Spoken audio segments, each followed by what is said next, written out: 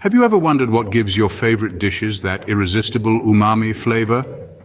Today, we're diving into the world of monosodium glutamate, commonly known as MSG. This is a culinary ingredient that has been both celebrated and vilified in the food world. MSG, the sodium salt of glutamic acid, is a flavor-enhancing food additive. Glutamic acid is a naturally occurring amino acid found in many foods such as seaweed, mushrooms, tomatoes, and cheese.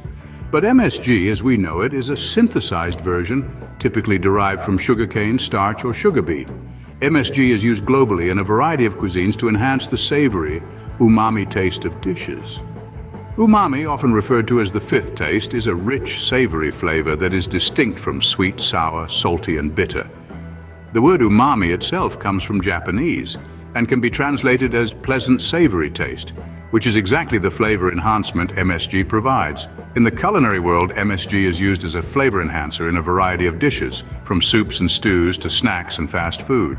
It's often found in processed foods, as well as in many restaurant dishes, to boost their flavor profile. A small sprinkle of MSG can transform an average dish into something truly mouth-watering. However, it's important to note that MSG is not a nutrient, nor does it provide any caloric value. It's purely used for its flavor-enhancing properties. Despite its widespread use, MSG has been the subject of controversy and debate over the years. Some claim that it can cause various health issues, while others maintain that it's completely safe when consumed in moderation. But we'll get into that in the next scenes. So, now that we know what MSG is, let's delve into its origin story. MSG wasn't always a staple in our pantries. In fact, it has quite a fascinating history. The story of MSG, or monosodium glutamate, begins at the turn of the 20th century in Japan. A brilliant scientist, Kikunae Ikeda, was intrigued by the unique taste of a popular seaweed broth. This wasn't your typical salty, sweet, sour, or bitter taste.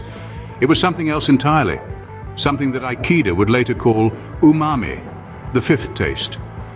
In 1908, Ikeda set out to isolate the source of this umami flavor. After much research and testing, he discovered that the taste came from a specific compound in the broth, glutamic acid. But how to make this taste accessible and usable in everyday cooking? Ikeda found the answer in science. By stabilizing glutamic acid with salt, he created monosodium glutamate, the world's first umami seasoning. Once Ikeda had created MSG, he didn't keep it to himself. He wanted to bring the wonderful umami flavor to the world. So he patented his process and began commercial production. The product was a success, and soon MSG was being used in homes and restaurants all over Japan. It didn't take long for MSG's popularity to spread. By the mid-20th century, MSG was being used worldwide, from America to Europe to Africa. MSG's rise to fame wasn't just about its unique umami flavor. It was also about its versatility. MSG could be used in a wide range of dishes, from soups and sauces to meats and vegetables. Plus, it was affordable, making it accessible to cooks of all economic backgrounds. From a simple seaweed broth to a global sensation, MSG has certainly made its mark, but what exactly goes into this popular seasoning? MSG may be known for its unique umami flavor, but do you know what it's made of? Well, let's take a closer look at the ingredients and characteristics of this widely used flavor enhancer. The primary component of MSG is, as the name suggests, monosodium glutamate. This compound is a sodium salt of glutamic acid, an amino acid that occurs naturally in various foods like tomatoes, seaweed, and cheese. In a typical blend of MSG, this compound makes up about 78% of the total content. But what about the rest? Well, the remaining 22% is usually comprised of other ingredients like regular table salt, maltodextrin, and water. These additional elements are added to stabilize the MSG and improve its texture and usability in cooking. Now let's talk about taste. MSG is known for its unique umami flavor, which is often described as savory or brothy. It's this flavor that can enhance the taste of a wide variety of dishes, from soups and sauces to meats and vegetables. And in terms of sweetness, MSG is reported to be around 80 times sweeter than sucrose, the standard form of table sugar. But while MSG might be a flavor powerhouse, it's important to note that it doesn't have any nutritional value. Unlike other food additives, MSG doesn't provide any calories, vitamins, or minerals to your diet.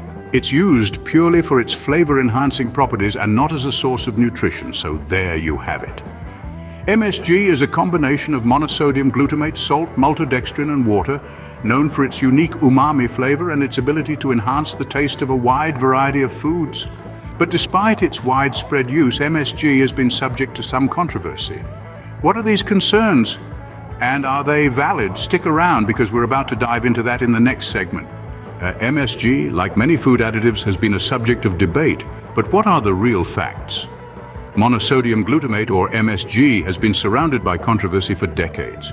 Commonly associated with a range of health concerns, from mild symptoms such as headaches and flushing to more serious conditions like asthma and neurological effects, MSG has been blamed for a lot. The MSG symptom complex, as it's called, was first reported in the mid-20th century. It was named after Chinese restaurant syndrome, a cluster of symptoms that people reported after eating at Chinese restaurants, where MSG was commonly used.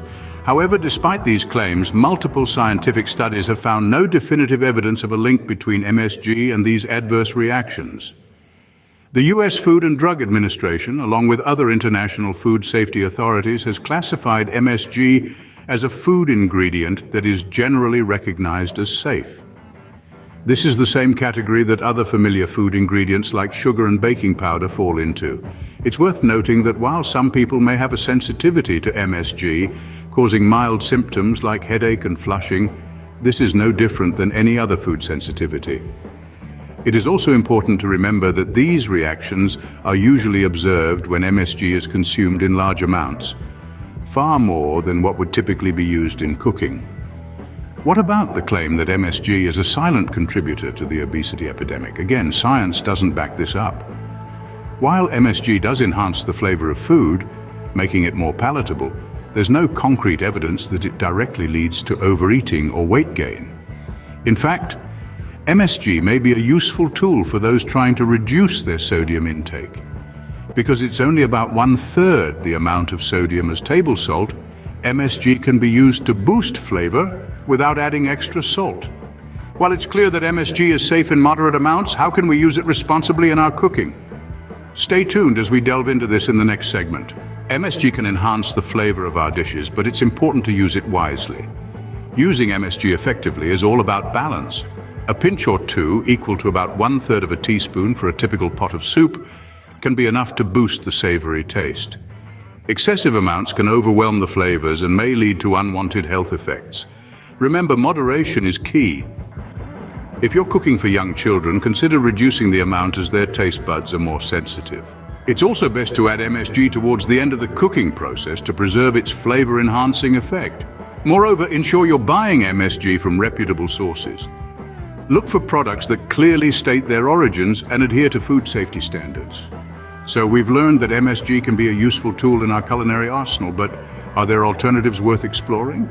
While MSG is a popular choice for enhancing umami flavor, it's not the only option. There's a smorgasbord of natural alternatives that can provide a similar savory kick. Certain vegetables like tomatoes, mushrooms, and bell peppers are rich in glutamate, the very compound that gives MSG its umami flavor.